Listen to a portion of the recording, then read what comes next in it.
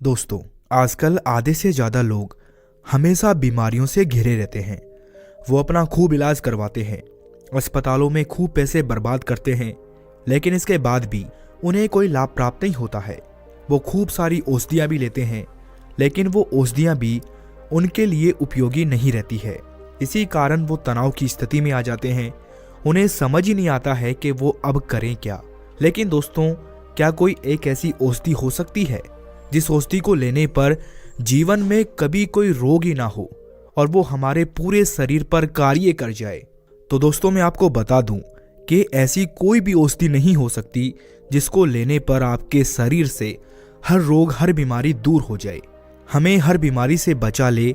ऐसी कोई औषधि नहीं बनी है।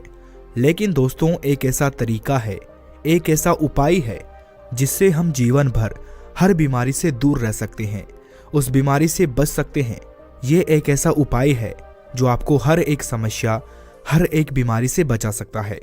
इसीलिए दोस्तों, आज की इस कहानी में मैं आपको एक ऐसा तरीका बताऊंगा जिसे अगर आप अपना लेते हैं तो आप जीवन भर बीमार नहीं होगे और आपको कोई भी बीमारी छू भी नहीं पाएगी। आपको जीवन में कभी भी शारीरिक और मानसिक रूप से कोई समस्या नहीं होगी। इसीलिए इस कहानी को आपको अंत तक जरूर सुनना है और समझना है। इस कहानी में बताए गए उपाय से आपकी उम्र थम सी जाएगी, आपको कोई बीमारी भी नहीं होगी। तो चलिए कहानी शुरू करते हैं। एक बार एक युवक जो कि अपनी बीमारी से बहुत ज्यादा परेशान था, उसने अपनी बीमारी का इलाज बहुत सारी जगहों पर करवाया, लेकिन उसकी बीमारी खत्म होने का नाम नहीं ले रही थी। एक दिन उसने एक गुरु के बारे में सुना जो कि आयुर्वेद के बहुत बड़े ज्ञाता थे। उनकी प्रसिद्धि दूर दूर तक फैली हुई थी। उन गुरु के बारे में सुनकर वो युवक भी उन गुरु के पास गया और उनसे जाकर बोला कि गुरुदेव, मैंने आपके बारे में बहुत सुना है, आप सभी की बीमारियों का इलाज करते हैं, तो कृपा करके मुझे भी कोई एक ऐसी औषधि बता दीजिए जिससे कि मेरे सारे के सारे रोग दूर हो जाए, क्योंकि मैं अपनी इन शारीरिक समस्याओं से, इन रोगों से बहुत परेशान हो चुका हूँ। उस युवक की पूरी बात को ध्यान से सुनने के बाद उन गुरु ने कहा कि बेटा, ऐसी तो कोई औषधि नहीं है जिसे लेने से तुम्हारे सारे रोग समाप्त हो जाएंगे, लेकिन हाँ, एक ऐसा उपाय अवश्य है जिसको अगर तुम अपने जीवन में अपना लेते हो तो तुम्हें भविष्य में कभी कोई रोग नहीं होगा और तुम्हारे शरीर में जितने भी रोग हैं, जितनी भी समस्याएं हैं, वो सारी की सारी समाप्त हो जाएंगी। गुरु की बात सुनकर वो युवक खुशी से बोला, तो गुरुदेव, आप मुझे वो उपाय बताइए, मैं अपने जीवन में उन्हें जरूर अपनाऊंगा। फिर गुरु उस युवक से कहते हैं कि बेटा, अब तुम मेरी बात को ध्यान से सुनो। जो मैं उपाय तुम्हें बता रहा हूं वो उपाय है अपने शरीर की प्रकृति को समझना, क्योंकि अगर तुमने अपने शरीर की प्रकृति को समझ लिया तो तुम्हें जीवन में कभी कोई बीमारी नहीं होगी। तो सबसे पहले तुम्हें अपने शरीर की प्रकृति को समझना है। बेटा, आयुर्वेद के अनुसार हमारा शरीर 5 तत्वों से मिलकर बना है, जो है जल, पृथ्वी, आकाश, अग्नि और वायु।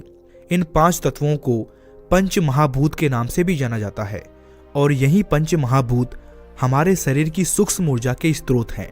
हमारे धार्मिक ग्रंथों में भी इन पंच महाभूतों का काफी महत्व है, क्योंकि हमारे ब्रह्मांड की उत्पत्ति इन्हीं चीजों के मेल से हुई है और इन्हीं के मेल से हमारे शरीर की उत्पत्ति हुई है। ये 5 महाभूत हमारे शरीर में आपस में तालमेल बनाकर रहते हैं और शरीर को स्वस्थ बनाए रखते हैं। इन्हीं पंच महाभूतों के मेल से दोषों का जन्म होता है और वो 3 दोष है, वात, पित्त और कफ। ये हमारे शरीर के कामकाज और व्यवहार में एक महत्वपूर्ण भूमिका निभाते हैं। जब शरीर में इन 3 दोषों का संतुलन बिगड़ता है तो शरीर में रोग पैदा होते हैं। आयुर्वेद के अनुसार इन तीनों दोषों के आधार पर ही किसी व्यक्ति के शरीर की प्रकृति निर्धारित होती है। हर एक व्यक्ति की शरीर की प्रकृति अलग अलग होती है। किसी का शरीर वात प्रकृति का होता है, किसी का पित्त और किसी का कफ प्रवृत्ति का होता है। आपके शरीर में जो दोष अधिक होता है उसी के अनुसार आपके शरीर की प्रकृति निर्धारित होती है। वात दोष वायु व आकाश से बनता है, पित्त दोष अग्नि व जल से बनता है और कफ दोष पृथ्वी व जल से बनता है। बेटा, इन तीनों दोषों के बढ़ने से ही हमारे शरीर में बीमारियां बढ़ती है। इसके बाद गुरु बोलते हैं कि ध्यान से सुनो बेटा, आज मैं तुम्हें ये बताऊंगा कि हम अपने पूरे स्वास्थ्य को कैसे ठीक रख सकते हैं और शरीर की हर भयानक बीमारी से बच सकते हैं। और ये तरीका है अपने शरीर की प्रकृति को समझना, अपने शरीर की प्रकृति को हमेशा संतुलित रखना। इससे आपका बल भी बढ़ेगा और आपका सौंदर्य भी बढ़ेगा।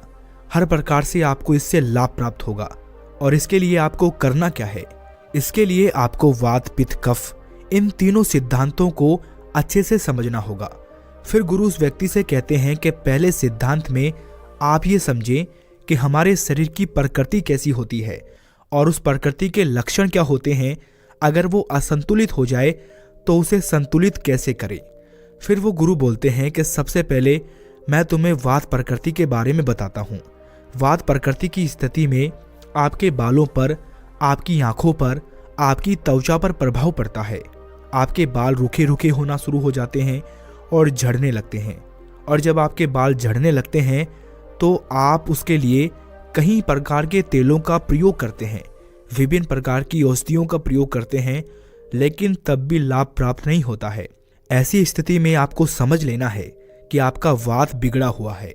इसके अलावा वात रोग में आपकी आंखों की रोशनी कम होने लगती है, आपकी त्वचा रुकी रुकी होना शुरू हो जाती है और त्वचा और चेहरे पर झुर्रियां पड़ने लगती है। और ये सभी जो हैं वो वात प्रभाव के कारण है। तो अगर आपके साथ ऐसा हो रहा है तो आप समझें कि ये वात का प्रभाव है। आपके शरीर में वात बढ़ा हुआ है। अगर आपको जोड़ों में दर्द है, कमर में अकारण ही दर्द होता है, तो ये सब वात के प्रभाव के कारण ही हो रहा है। वात के प्रभाव में लोगों को भूख अच्छी नहीं लगती है, सामान्य सी लगती है, ना ज़्यादा लगती है ना कम लगती है। लेकिन इन लोगों को गैस की समस्या, पेट फूलने की समस्या का अनुभव होता है और खट्टी खट्टी डकारें आती है और शरीर में अधो मार्ग से वायु का निष्कर्ष होता है।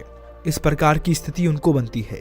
और साथ ही साथ कॉन्स्टिपेशन यानी कब्ज की शिकायत रहती है, क्योंकि मल को वो सुखाती है।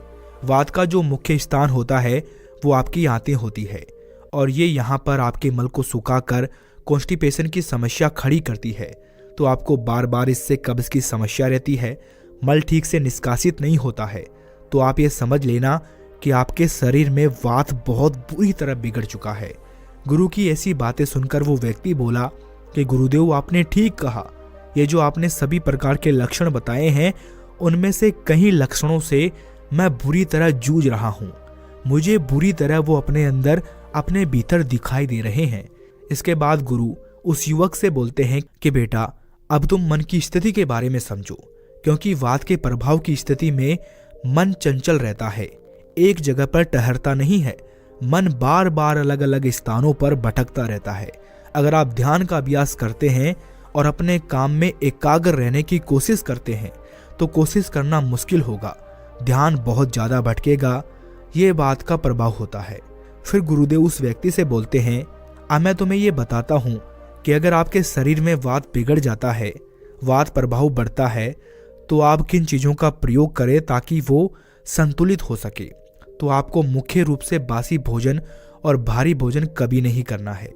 जब आप ज़्यादा मात्रा में भोजन कर लेते हैं तो आपके पेट पर दबाव पड़ता है और फिर वो भोजन आपके पेट में सड़ता रहता है, तो वहाँ पर वात बनना शुरू हो जाता है। और जो आपकी पाचन शक्ति है वो भी मध्यम हो जाती है, वो भी तेजी से काम नहीं कर पाती है। ऐसा नहीं होता है कि वो कुछ भी पचा लेगी। तो आपको भारी भोजन नहीं करना है, गिरिष्ठ भोजन नहीं करना है, हल्का, सुपाच्य और संतुलित भोजन ही करना है। अब मैं तुम्हें बताता हूँ कि वात को खत्म कैसे किया जा सकता है। इसमें आपको गाय के देसी घी का प्रयोग करना है। जब आप गाय के देसी घी का प्रयोग करते हैं तो इससे आपके वात का प्रभाव कम होता है। और साथ ही साथ आप तिल के तेल का प्रयोग भी कर सकते हैं। तिल के तेल का प्रयोग आप भोजन में कर सकते हैं। तिल के तेल की आप शरीर में मालिश कर सकते हैं। जब आप इससे शरीर पर मालिश करेंगे तो ये आपके लिए अत्यंत लाभकारी होगा। और आप तिल के तेल को रात्रि में सोने से पहले 1 चम्मच की मात्रा में ले सकते हैं। ये कब्ज के लिए बहुत अच्छा है और आपके वात के प्रभाव को शांत रखने के लिए बहुत ही अच्छा है। इसके साथ ही आपको व्यायाम करना है, लेकिन व्यायाम आपको कितना करना है, तो आपको बहुत ज़्यादा व्यायाम नहीं करना है। अगर आप हल्का हल्का व्यायाम करते हैं तो ये आपके लिए बहुत लाभदायक होगा। इसके बाद गुरु उस युवक को पित्त के प्रभाव के बारे में बताते हुए कहते हैं कि बेटा, अगर आपके शरीर में पित्त के लक्षण हो तो उसे कैसे संतुलित करें। अगर आपके शरीर में पित्त बढ़ा हुआ रहेगा तो उसके कुछ लक्षण आपको नजर आएंगे, जैसे कि बाल असमय ही सफ़ेद होने लगेंगे। वात की स्थिति में बाल झड़ते हैं तो पित्त की स्थिति में बाल सफ़ेद होते हैं।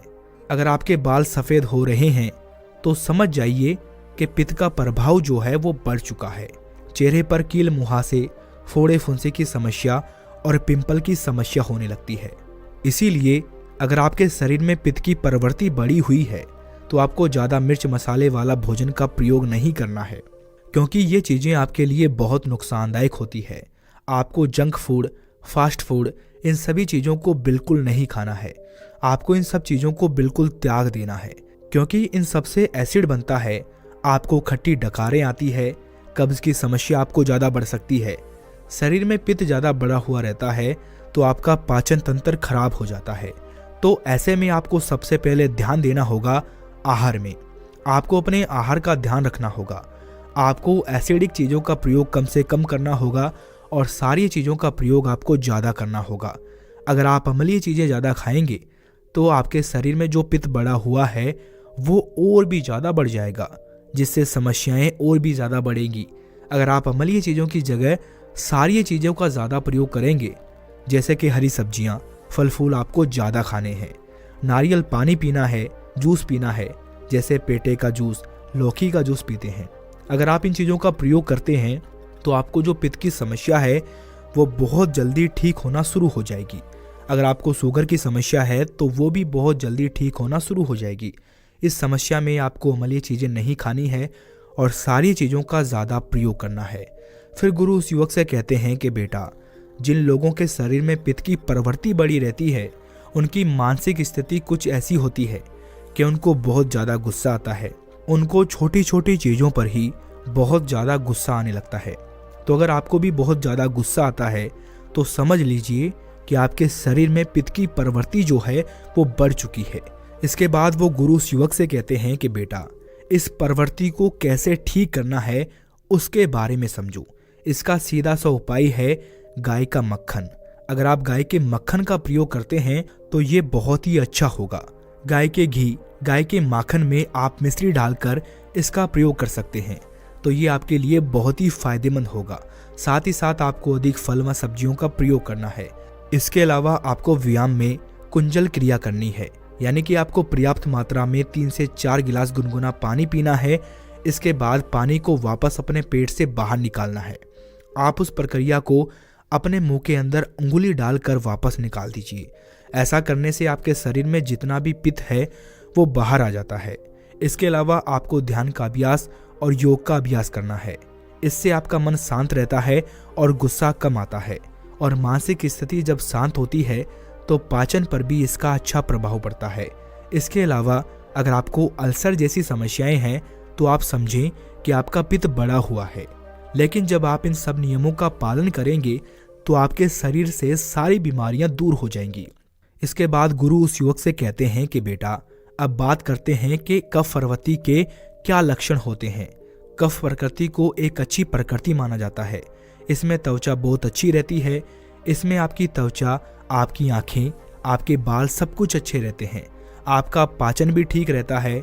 बहुत ज़्यादा भूख भी नहीं लगती है, लेकिन सामान्य भूख लगती है। लेकिन आप ये समझें कि जो आपकी कफ प्रकृति है, इसमें आप जो कुछ भी खाएंगे उससे आपका वजन बहुत तेजी से बढ़ेगा और आपके शरीर में बलगम बढ़ेगा। खांसी जुकाम की समस्या आपको ज़्यादा रहेगी और बलगम से होने वाली जो भी बीमारियां हैं, जैसे कि डायबिटीज़ इत्यादि। इसीलिए जिन व्यक्तियों को कफ की प्रवृत्ति बढ़ी हुई है तो उनको अपने आप को सक्रिय रखना चाहिए, जीवन शैली में अच्छा सुधार करना चाहिए। अगर वो ऐसा नहीं करते हैं और निष्क्रिय रहते हैं, आलस से भरपूर रहते हैं, कोई शारीरिक गतिविधि नहीं करते हैं, किसी तरह की मेहनत का काम नहीं करते हैं, तो ऐसी स्थिति में उनकी कफ प्रवृत्ति और भी अत्यधिक बढ़ जाएगी। जिन व्यक्तियों की कफ प्रवृत्ति बढ़ी हुई रहती है उनकी मानसिक स्थिति शांत रहती है, वो शांत रहते हैं, उनका मिलनसार स्वभाव रहता है। आपको अपनी कफ प्रकृति को संतुलित करने के लिए सक्रिय रहना होगा और आपको घी, तेल और फैट वाली चीज़ों का प्रयोग बिल्कुल नहीं करना है। आपको तेल में तली हुई चीज़ों को बिल्कुल नहीं खाना है, क्योंकि इससे आपका और भी ज़्यादा फैट बढ़ेगा। अगर आप फैट वाली चीज़ें लेंगे तो इससे आपको नुकसान देखने को मिलेगा, आपका वज़न बढ़ जाएगा।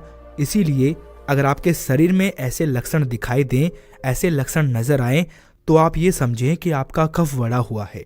इसे ठीक करने के लिए आपको सौंठ, इलायची, हल्दी और दालचीनी का प्रयोग करना है। अगर आप इस प्रकार की चीज़ों का प्रयोग करते हैं तो आपका कफ प्रभाव जो है वो कम होता है। इसके बाद गुरु उस युवक से कहते हैं कि बेटा, आपको इस स्थिति में व्यायाम अधिक करना है। ऐसा व्यायाम करना चाहिए जिससे कि आपके शरीर से पसीना निकले, जिससे कि आपको थकान का अनुभव हो। इसके लिए आप एक्सरसाइज कर सकते हैं, दौड़ लगा सकते हैं। इस तरह के व्यायाम करने से आपकी प्रवृत्ति जो है वो ठीक रहेगी।